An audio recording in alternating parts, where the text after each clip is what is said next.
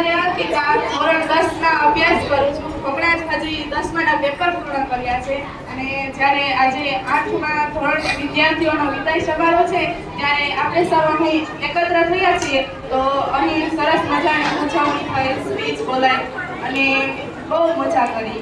તો સૌપ્રથમ આપણે સૌને અજ્ઞાનરૂપી અંધકારમાંથી જ્ઞાનરૂપી દિવ્ય પ્રકાશ તરફ દોરીએ તેવા શિક્ષકોના ચરણોમાં હું કોટી કોટી વંદન કરું છું.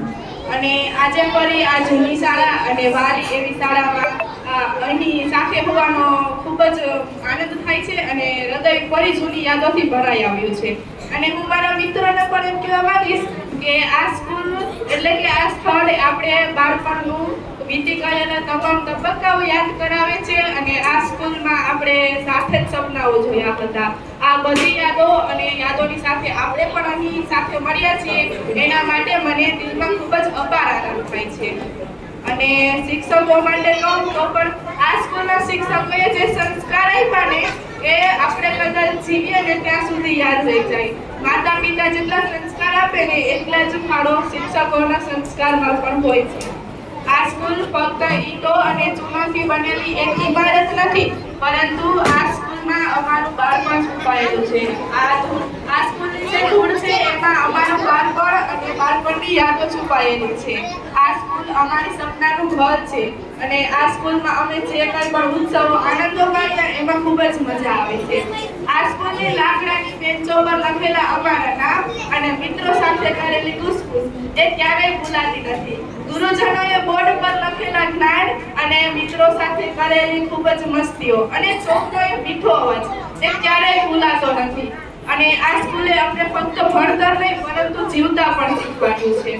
જો ભણતર વિશે કહેવા જાઉં તો આ બાબતે હું તમને એક નાનકડી વાત કહેવા માંગુ છું.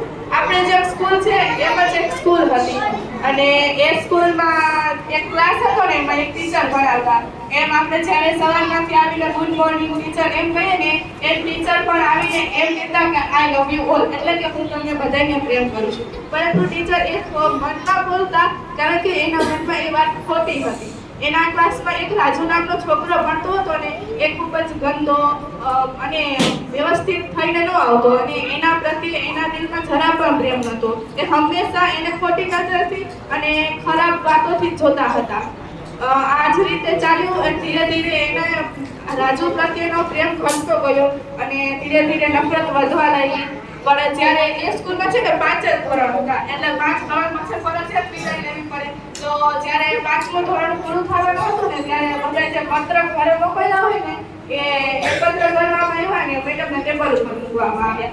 ત્યારે મેડમના ટેબલ ઉપર હતા ને એમાં રાજુનું પણ પત્રક હતું. એમાં લખેલું હતું કે ધોરણ પહેલા અને બીજામાં રાજુનો સ્વભાવ ભણતરમાં ખૂબ જ હોશિયાર હતો અને ત્રીજા ધોરણમાં આવ્યો ને તો ત્યારે થોડોક નબળો થઈ ગયો અને ચોથા ધોરણમાં એમ લખવામાં આવ્યું કે એ રાજુ ભણવામાં ખૂબ જ નબળો થઈ ગયો હતો કારણ કે એની માતા બીમાર હતી. અને છેલ્લે અંતમાં એ પણ સૂચના લખેલી હતી કે આપણે શિક્ષકોનો સાથ રાજુને આપવો પડશે કારણ કે તેની માતા મૃત્યુ પામી છે. અને જ્યારે 5મા ધોરણનું રિઝલ્ટ આવ્યું ત્યારે ટીચરને જ્યારે આ બધી વાતો વાંચતા હતા ને પત્રકમાં ત્યારે એની આંખમાંથી આંસુ નતા રોકાતા. ત્યારે ટીચરે એને વિચાર આવ્યો કે હું રાજુ વિશે બહુ ખરાબ વિચારતી હતી અને પછી ક્લાસમાં જઈને રાજુ ઉપર ફોકસ કરવાનું ચાલુ કર્યું. અને થોડા દિવસ પછી પાછા જ્યારે તે ક્લાસમાં જઈને ને ત્યારે ક્લાસમાં જઈને એને ફરી એમ કીધું કે આઈ લવ યુ ઓલ. પરંતુ ત્યારે એના મનમાં એ વાત ખોટી હતી કારણ કે ત્યારે તેનું પૂરેપૂરું ધ્યાન ને પૂરેપૂરું ફોકસ ફક્ત રાજુ ઉપર હતું. ધીરે ધીરે રાજુને ભણવામાં હોશિયાર બન્યો. જ્યારે 5માનું રિઝલ્ટ આવ્યું ને ત્યારે રાજુએ ક્લાસમાં સૌથી પહેલો નંબર અને ટોપ બન્યો. પણ ધીરે ધીરે રાજુ મોટો થયો, 5મામાં વિદાય લીધી. જેમ જેમ દિવસો ગયા વર્ષો વીત્યા, કેટલાય વર્ષો થયા ને પછી એ ટીચર પણ વૃદ્ધ થઈ ગયા હતા અને એ નોકરી ઉપર પણ હતા, નિવૃત્ત થઈ ગયા હતા.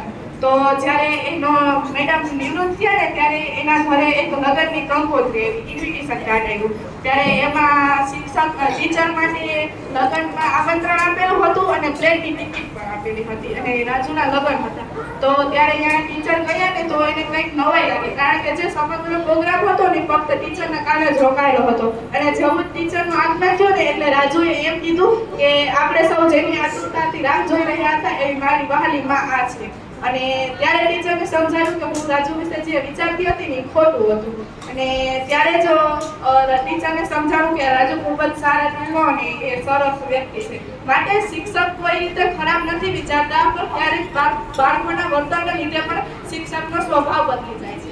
અને ધોરણ 8 ની વિદ્યાર્થીઓ જે વિદાય લઈ રહી છે, ખબર છે દરેકના આંખમાં આંસુ છે પણ દેખાડી નથી શકતા.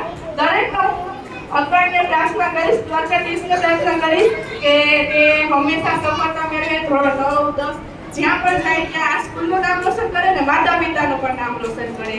અને શિક્ષકોને પણ એટલું કહીશ કે એમણે અમને જેટલા સહાય કર્યા ને એના માટે એમને પરમવીર ચક્ર મળવું જોઈએ. કારણ કે અમને સહાય કરવું એ સહેલી વાત નથી. એ વખતે અમારી જે બેચ હતી ને એ કહ્યું ને કે ડેન્જરમાં ડેન્જર બેચ કહેવાય. કારણ કે ત્યારે અને શિક્ષકોનો એક ફેમસ ડાયલોગ હતો ને એ પણ હજી યાદ છે. શિક્ષકો આવીને એમ જ કહેતા કે અવાજ ના કરો, આખી સ્કૂલમાં તમારો જ અવાજ આવે છે. એ ડાયલોગ પણ હજી અમારા કાનમાં ગુંજે છે. તો અંતમાં હું એટલું જ કહીશ કે આ સ્કૂલ હંમેશા આ જ રીતે પ્રગતિ કરતી રહે, દરેક શિક્ષકોનો પ્રેમ આ જ રીતના રહે અને વિદ્યાર્થીઓ પણ અહીં આવે. અસ્તુ જય હિન્દ.